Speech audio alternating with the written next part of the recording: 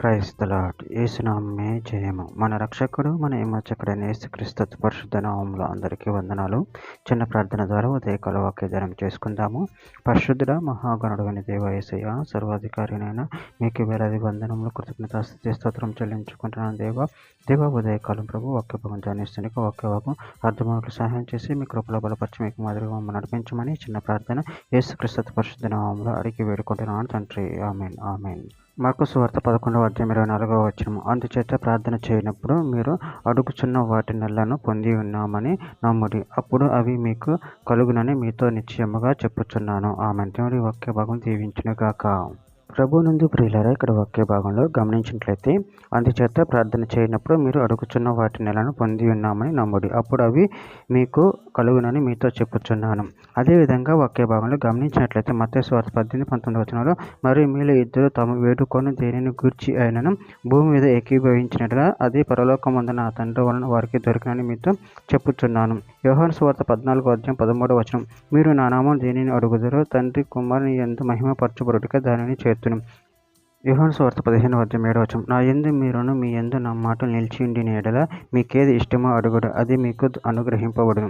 యాకోబు రాసిన పత్రిక 1వ అధ్యాయం 5-6 వచనంలో, మీలో ఎవరికైనా జ్ఞానం కొద్దిగా ఉన్న యెడల అతడు దేవుణ్ణి అడగవలెను, అప్పుడు అది అతనికి అనుగ్రహింపబడును. ఆయన ఎవరిని గద్దింపక అందరికీ ధారాళంగా దయచేయువాడు. అయితే అతడు ఏమాత్రం సందేహింపక విశ్వాసంతో అడగవలెను. సందేహించువాడు గాలి చేత రేపబడి ఎగిరిపోడు సముద్ర తరంగను పోలియుండును.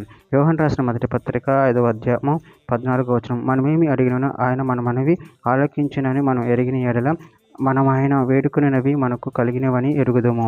కొరింథీయులకు రాసిన 2వ పత్రిక 6వ అధ్యాయం 13వ వచనం, మీ యెడల మాకున్న అంతఃకరణమునకు ప్రతిఫలముగా మీరును మీ హృదయములను విశాలపరచుకొనుడి, మీరు నా పిల్లలను మీతో ఇలాగూ చెప్పుచున్నాను. తిమోతికి రాసిన మొదటి పత్రిక 2వ అధ్యాయం 8వ వచనం, కావున ప్రతి స్థలమందును పురుషులు కోపమును సంశయమును లేని వారే పవిత్రమైన చేతులెత్తి ప్రార్థన చేయవలని కోరుచున్నాను.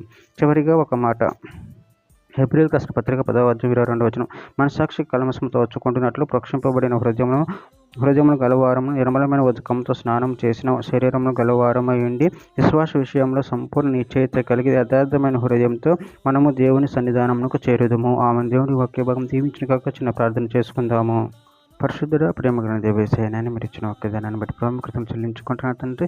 మీరే మాకు సర్వాధికారి అయిన దేవుడే ఉన్నారు తండ్రి. మీ అడిగిన వాటిని నిలిచి మాకు తెచ్చి దేవుడే ఉన్నారు ప్రభు. అందుని బట్టి ప్రాముఖ్యతను చెల్లించుకుంటూ మీ ప్రేమ కృపలో మనం వెలుపరిచి కాచి కాపాడమని చిన్న ప్రార్థన ప్రభు యేసుక్రీస్తు పరిశుద్ధ నామములో అడిగి వేడుకుంటున్నాను తండ్రి. Amen amen amen.